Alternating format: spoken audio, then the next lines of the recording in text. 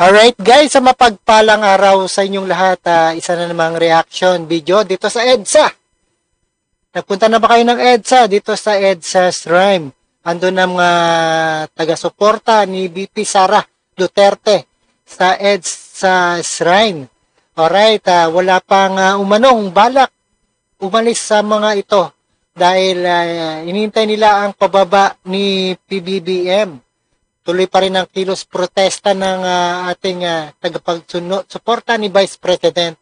Alright, intro muna tayo guys, and no further ado. Alright, don't forget to subscribe this channel.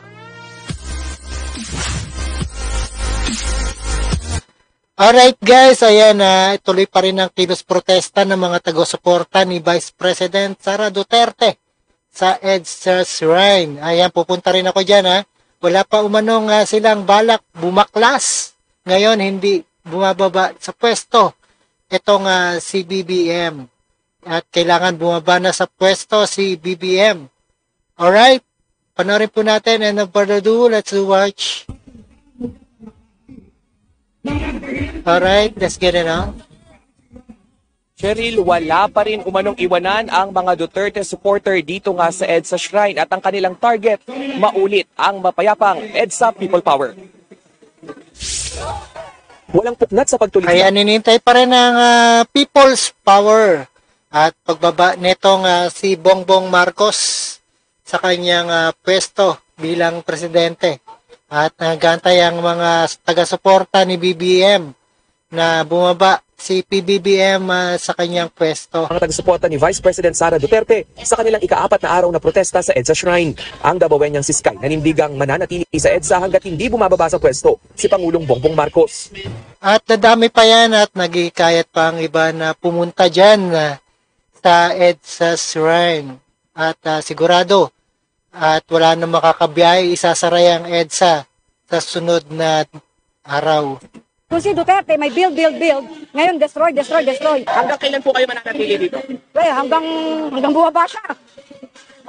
Dahil kami ay nagsasakripisyo para sa kapayapaan ng bansa, ng Pilipino.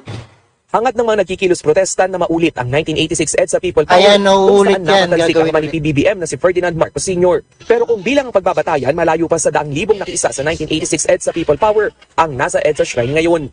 Ngayong araw, nasa 300 tao ang nagtitipon sa EDSA. Itinanggi naman ng mga supporter na bayaran sila. Katunayan, sariling gastos daw nila ang pagbiyahe papuntang EDSA Shrine. Walang bayad dito. Gano'n, pwedeng naninira. Pwede siguro yung mga listahan nila, pamasahe. Hindi natin alam, baka biglang mag-boom yan, dumami ang mga tao dyan at ipasaraan na ang EDSA. Ano ba naman yung po galing? Siguro kanya-kanya sila. Ambagan sila.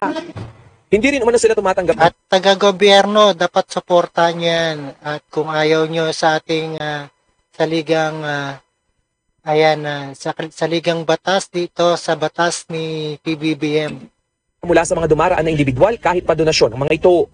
Sabi pa ng ilang supporter, asahan pa raw ang pagdagsa ng mga manggagaling sa mga probinsya.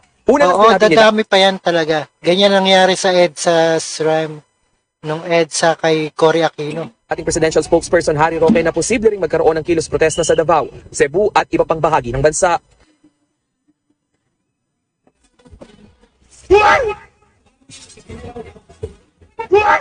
Alright, live na live dito sa EDSA Shrine. At maraming salamat sa support sa inyong lahat. And don't forget to Cheryl, subscribe at 6 PM ay this umabot na nga channel. sa higit 500 yung mga taga-suporta ng mga Duterte. Alright, andito na, dumadami na. Alright, dumadami na sila guys. At maraming salamat sa inyong lahat sa support, the Rob Trip. And see us again sa ating the next reaction video. And peace out.